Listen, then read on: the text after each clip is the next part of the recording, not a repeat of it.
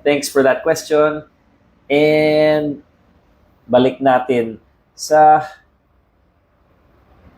question number 13. Doc Joff, kailan nawawala yung swelling or pamamaga? Normal po ba ito?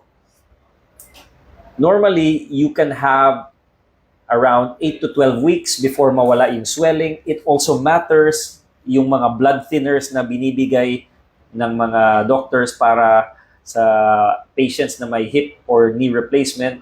The blood thinners are medications na cause ng swelling at saka maga. Complete healing can take months, no? 2-3 months, depending on each patient. So, huwag kayong mag-compare sa ibang patients. Every patient is again different. The more muscle, the less swelling. And of course, if you have more blood thinners taken, baka mas mamamaga po yung after surgery po.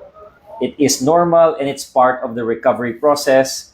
And most patients around mga 8 to 12 months nawawala naman po yung swelling. Sometimes longer, sometimes sooner po. So thank you for that question.